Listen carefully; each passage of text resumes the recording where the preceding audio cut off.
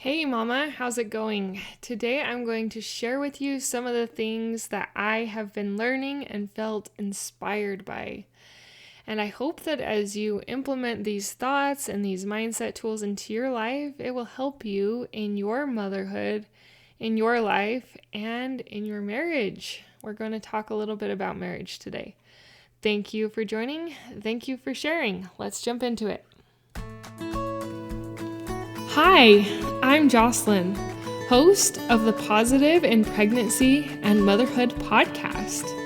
I help pregnant women and mothers to find positivity in their season of life through changing their thoughts to work for them and not against them.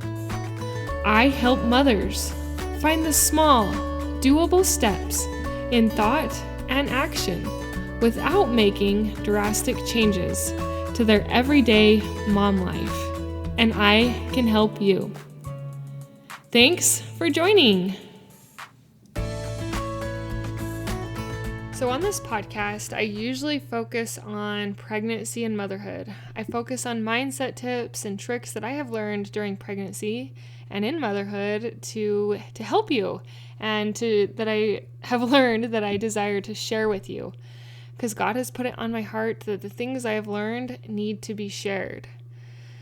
But sometimes we get wrapped up in pregnancy and motherhood that we forget about our marriage.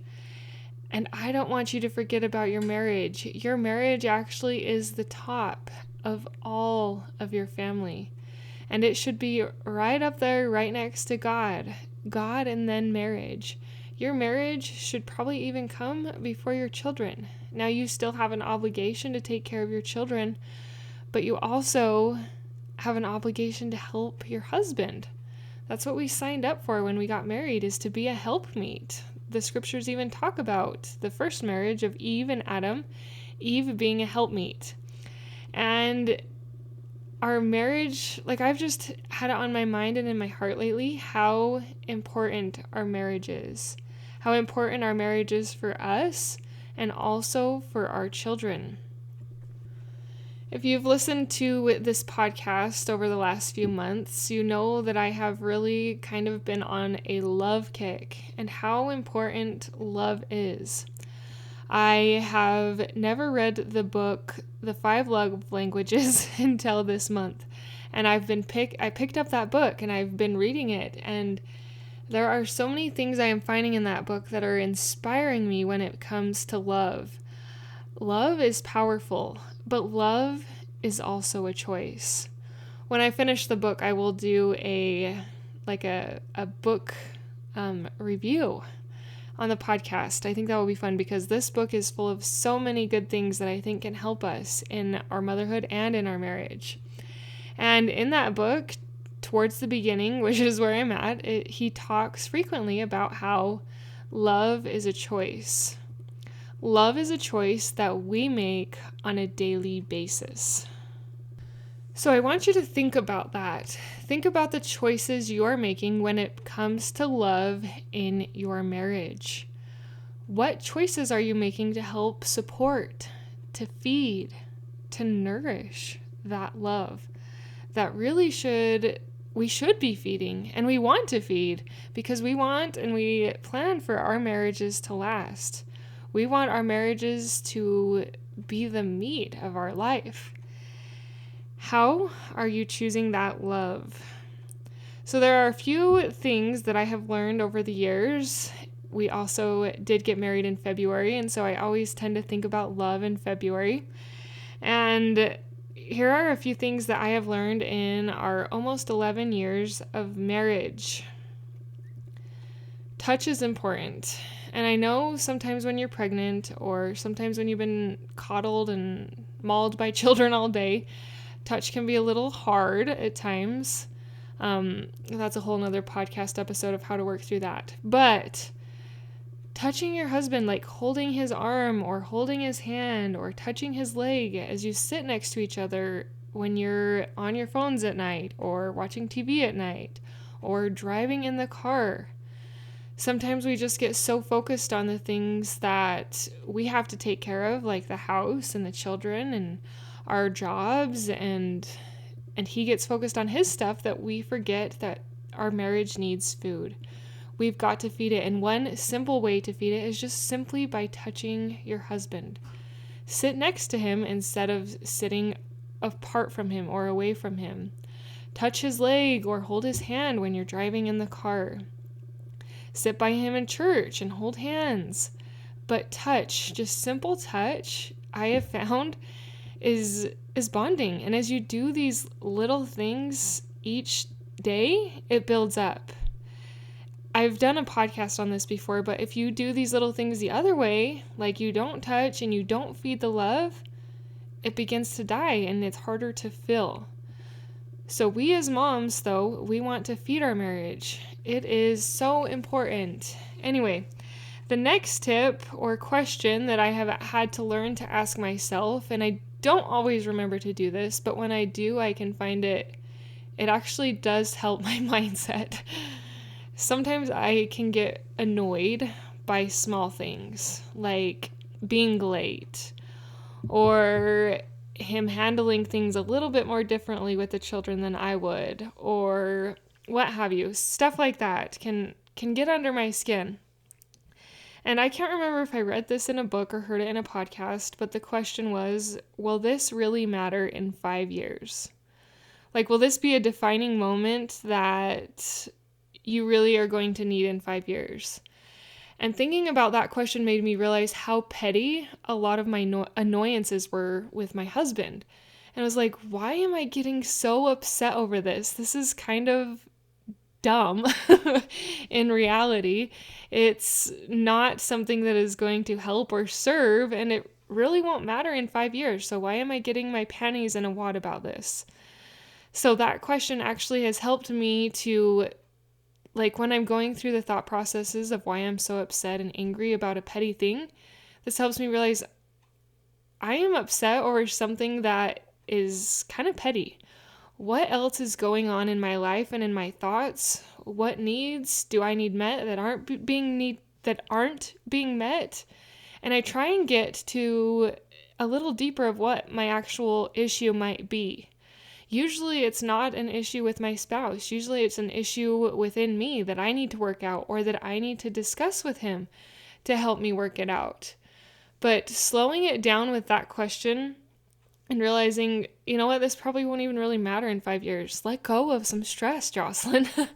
Let go of some anxiety over this issue and just chill. Like, sometimes I do need to take a chill pill. I can get a little bit uptight. And so that question has been one that has really helped me in my marriage not to get so upset over little things and hold resentment. And that's another thing I want to talk about is don't hold resentment.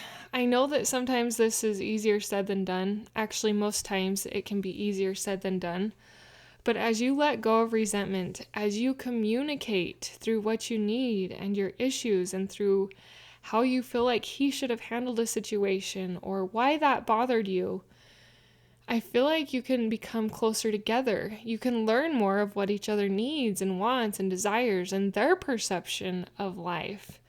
So do your best to not hold resentment.